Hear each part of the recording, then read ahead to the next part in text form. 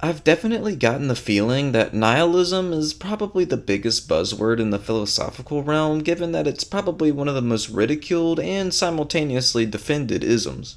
It's also likely the case that many people develop some sort of strong feeling about it, given how dichotomous it is when compared to their own life, and instantly sort of dismiss it.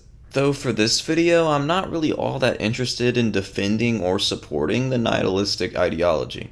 I think that going simply beyond whether or not a subscription to the belief is plausible would be interesting, and to that end, I'll sling it at you.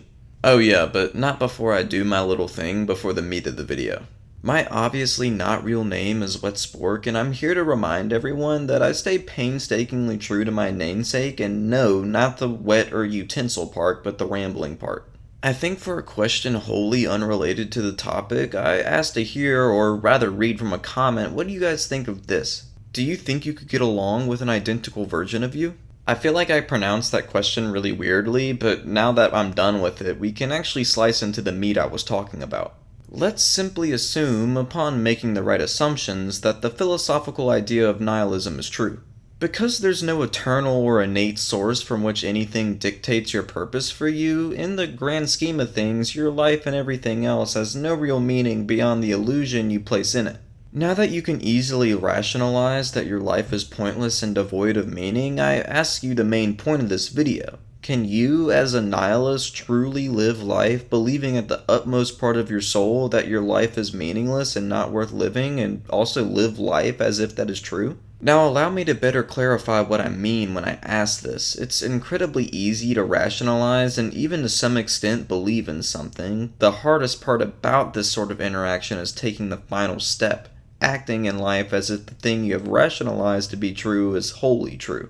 Take, for instance, the example of the vast majority of people on Earth. I'm not exactly saying you'd be hard-pressed to find someone who doesn't share this sentiment, but most people would probably prefer to live long and healthy lives. Why is it then that the vast majority of these individuals constantly take actions which either do not support this goal or even in a variety of cases negatively impact its achievability? Well, sure, there's laziness and such involved, but if people truly and strongly at their utmost will believed that living a long and healthy life was valuable and important, laziness would probably be a pretty insignificant barrier to this goal. There are pretty much countless examples of this. People, including myself, often find themselves behaving in ways that are either unoptimal or simply counterintuitive to their own goals.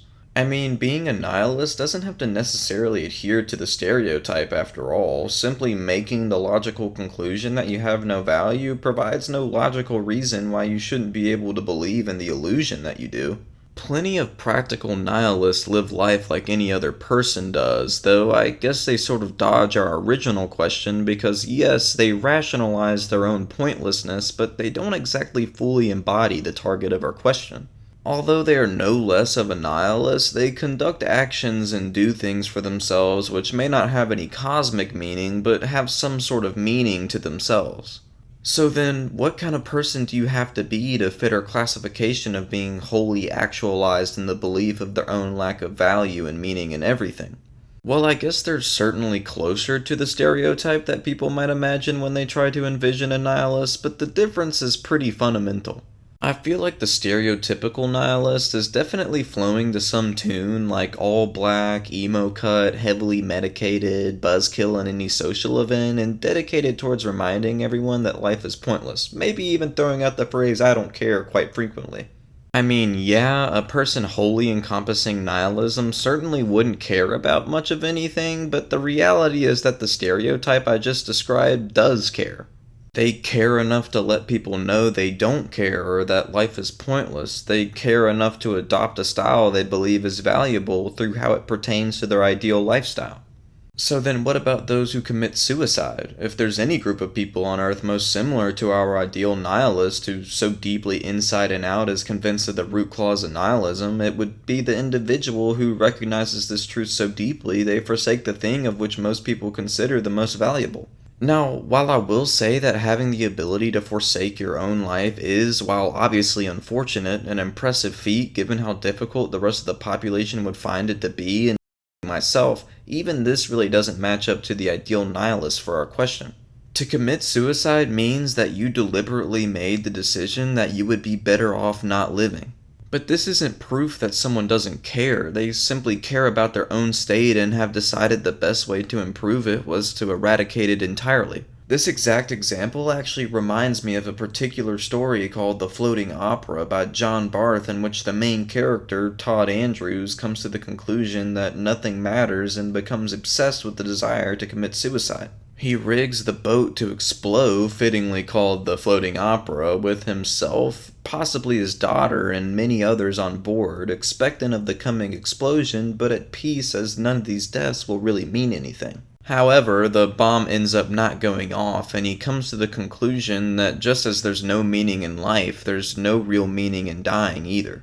In fact, the large irony here is that Todd is almost the antithesis to nihilism because of just how much he wants to commit suicide. So if not even suicide can define our perfect nihilist subject who truly believes in the purposelessness of everything and lives life as if they do, then what are they really like? I guess the best way I could give a representation is to try and get you to envision what a rock would be like as a person and without the fun anthropomorphization. The perfect nihilist is simply a person who does nothing, not because they believe doing nothing is valuable, but because there's nothing to choose when everything is effectively the same. They simply exist and then eventually die. Ideally, they probably really don't even think either. So can anybody really actualize in themselves the true belief in nihilism and not place value on anything? Probably not. I feel like the biggest combatant of this end is simply biology. Your body has been curated to initiate action and preserve itself. When you're starving, it becomes valuable to eat. You possess a fear of death because that's what helps your body keep itself alive. Even those who killed themselves simply found that what was best for themselves was not to live. I might be being too harsh here in my criticism, but it seems that to me, to truly live life whilst believing at the most innate part of yourself that nothing has value is near impossible. Perhaps this state is achievable for those who are brain dead, but this seems like a cheap conclusion, especially since the determination that things are valueless comes from thought. Maybe even this thought that things are valueless as an inclination is enough to invalidate the ability to live life as if things are, but I don't think strictly characterizing this thought as a choice of value is grounded nor productive to our end means. I have to say that in the end, it seems highly improbable for anyone to really both wholly believe their life is purposeless in the most innate sense and also act out life in this way. I feel that as humans, biological creatures, we're always going to be pulled to some sort of conception of value, even if we're aware that there really isn't any there. After all, it feels like the only way to truly live as if there is no value is to lose the ability to distinguish anything from anything, as at the end line there's nothing by which anything is truly different from another when everything is just as valueless. Of course, I want to reiterate that this isn't any bash to nihilism nor its plausibility, simply that we're people who can easily formulate a truth and just as easily fail to allow it to truly encompass who we are. Maybe that says something about humanity that's unfortunate to you, or maybe it says something about humanity which is imperfectly beautiful to you, but I guess that's really all I have to say for now, but I'd like to hear what you guys think. In any case, stay wet.